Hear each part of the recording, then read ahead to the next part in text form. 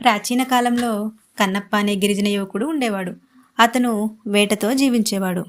కానీ అతని హృదయం ఎంతో పవిత్రంగా ఉండేది. ఒకరోజు అడవిలో వేటకు వెళ్ళిన కన్నప్ప ఓ కొండపై శివలింగాన్ని చూశాడు.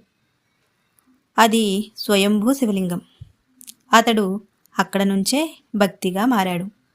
తనకు తెలిసిన విధంగా కన్నప్ప శివునికి పూజలు చేసేవాడు. గంగాజలం నోట్లో నింపి లింగంపై ఉమ్మేవాడు. మాంసం, ఫలాలు వంటివి తాను సంపాదించినవి శివుని ముందు ఉంచేవాడు. పక్కన ఉన్న సాధారణ బ్రాహ్మణ పూజారి ఈ పూజా పద్ధతిని చూసి ఆశ్చర్యపోయాడు.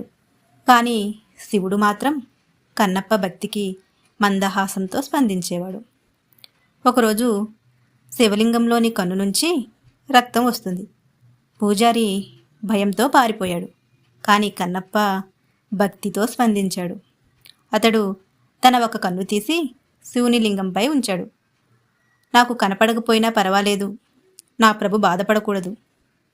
అక్కడి నుంచి ఇంకో కన్ను నుంచి రక్తం వస్తుంది. వెంటనే కన్నప్ప తన రెండవ కన్నుని తీసేందుకు సిద్ధమయ్యాడు. కానీ ముందుగా శివలింగం తలపై తన పాదం ఉంచాడు. ఎందుకంటే రెండో కన్ను పోయిన తరువాత లింగం ఎక్కడుందో తెలుసుకోవడానికి.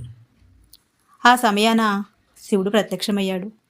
ఆనందంతో అన్నాడు, కన్నప్ప, నీకు కన్నులు లేకపోయినా నీ భక్తికి కన్నులున్నాయి. నీలా నిస్వార్థంగా ఎవరూ అర్పించరు. శివుడు అప్పటి నుండి అతడిని కన్నప్ప నాయనర్ అని పిలిచేవాడు. శివ భక్తులలో అత్యున్నత స్థానం. శుద్ధ హృదయంతో చేసిన భక్తిని భగవంతుడు ఎప్పటికీ తిరస్కరించడు. Thank you for watching.